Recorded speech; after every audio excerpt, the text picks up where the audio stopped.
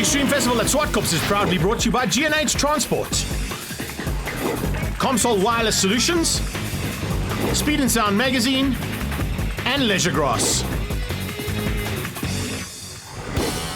We head back to the arena of motorsport, Zwartkops Raceway, just outside of Pretoria, for the next round of the Extreme Festival.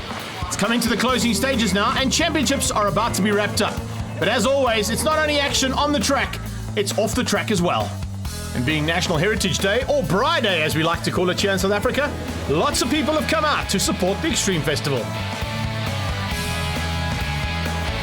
The beer garden was definitely in full effect, as was the Battle of the Bands, but it was the battle on the track that most people had come to see, and we're going to start things out with the Speed and Sound 111 Sports and Saloons.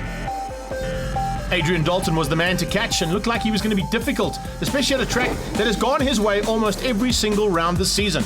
George Besaidnout was right there with him. Joel Silver had stepped up in the Speed and Sound BMW, as had Ian Ellis. In Class B, it was all about Bruce Turner setting the pace at the front end in his BMW. But Harry Arangis came to the party as well and headed down into turn 1 and took the whole shot. Rob Portman joins me for commentary as they head down towards turn number 2, Renexcon Corner. And Greg, how is this? We've got 45 cars lining up on the Zwartkops Raceway, and the spectators definitely getting their money's worth here. And this is going to be battle royal all around this track with these 45 cars. Yeah, right in the thick of it was yours truly. It wasn't easy at all. Dalton, though, putting the pace right from the word go through Speed and Sound sweep and getting ahead of everybody else.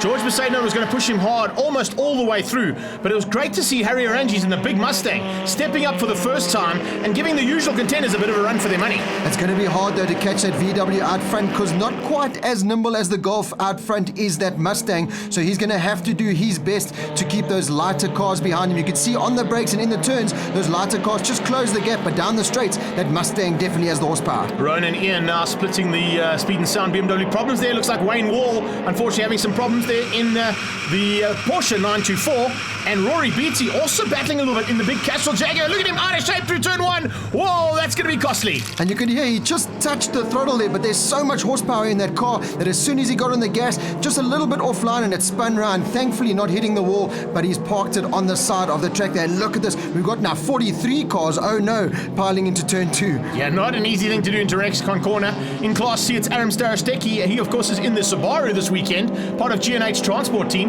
There's the man who leads Class B. It's all about Bruce Turner. He's had a massive turnaround, and no pun intended there, in his season, and all of a sudden that BMW is becoming a threat for Class B's championship. Right, this is the battle now for Class C further down. Oh, and that's the Mitsubishi Evo of Ralph Kearns, and he's gone off, and looks like someone else as well. That is Class D Chad 10. So that man in the Trans-Africa racing car has parked it and car number 13 as well. They're falling like flies here, Greg. Yeah, unfortunately, the roof surgeon BMW there of Trevor Long having some problems at the top of the hill in Sassel Corner.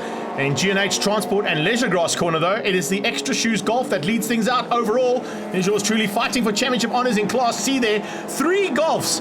Rob, at one point we went through turn 1, 4 cars abreast. It was incredible stuff. And the battle out front on track between Adrian Dalton and George Besaidnout is definitely heating up.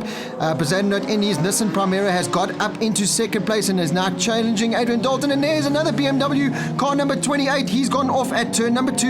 Yeah, unfortunately just running wide. They're putting pressure onto Eminis as they went into turn 2 Renexcon Corner. Eminis fighting for second place in the Class Cs. He was fighting it out there and just lost out to Losbrook. He was the man in that BMW number 28. He ran ever so slightly wide, but at the front end, here comes Eddie Leach. He, of course, is running for honours in Class E and looking pretty tasty up there, but this is the man who's going to take it overall. Look at that, Joel Silver on the inside, right in the closing stages, going for 3rd place. It's Extra Shoes Golf ahead of the Accolade Falkman Nissan Primera, and then, of course, the Speed and Sound BMW in 3rd place of Joel Silver. That's your Class A's with Ellis there in 4th. Bruce Turner took Class B's, Albidal and Richard DeRoos, and Losbrook eventually recovered to come back for 4th place in Class B. Taking Class C honours was Adam Starostecki, Wayne Eminis, Greg Maloney, and in Class D it was Craig Buerta, and in Class E was Sean Besterman.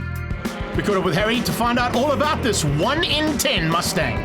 Right, it's a 5-litre V8, double overhead cam, 4 valves per cylinder, making about 500 horsepower. It's quite quick, but of course it's very heavy. It weighs 1.6 tons, so it's quite a brute force. It's quite. All right, a couple of little changes in between the races to get things sorted out for race 2. Speed and Sound 111 Sports and Saloons, one of the most competitive saloon car categories in the country, and certainly an icon of the Extreme Festival.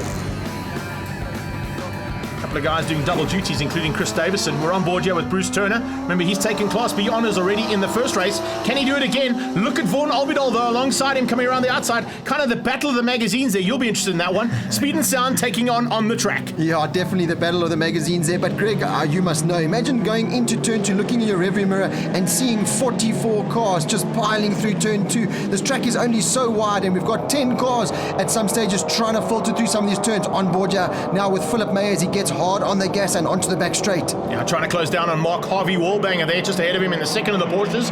At the front end, though, change up for the lead.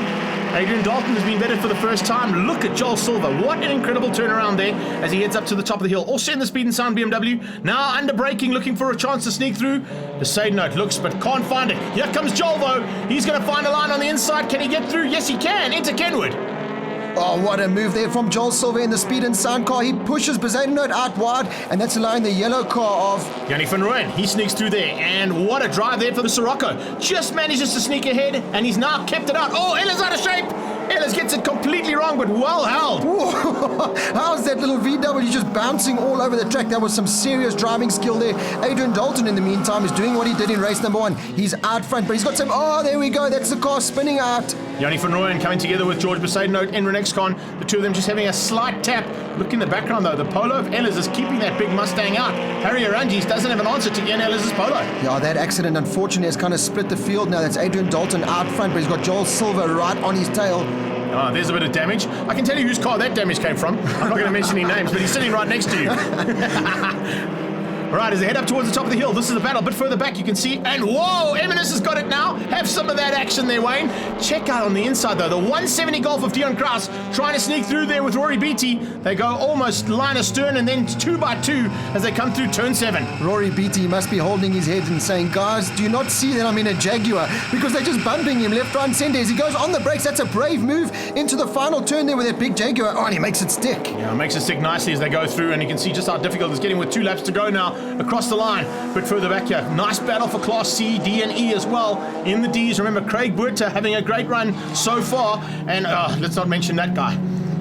Greg Maloney, how do you do that in a Mini? But parked in the track there, going to get that going again, and this is a great battle on track here. Car number 95, that is in the Class C's. Starostecki leading the Class C's. He's the man going for a double today for G&H Transport Team.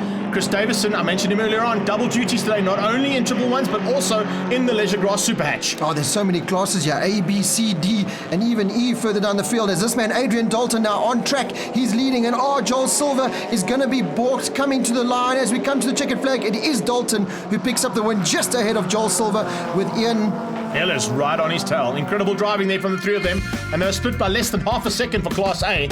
So it's Dalton from Silver and Ellis in third. Arangi's eventually in fourth place. Turner takes a double in the Class Bs, beating Albidol, Richard DeRus, and Rory Beatty eventually in fourth in the Jag. In Class C, it was Starostecki that picked up the double win for the day. Harvey Murray picked up second, but now takes the lead in Class C as well as in the overall championship. He moves up 1.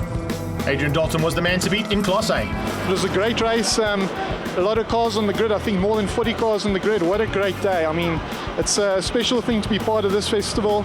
It's amazing to see this many competitors in one race. It makes for fun racing, and I think it's great for the fans. For our first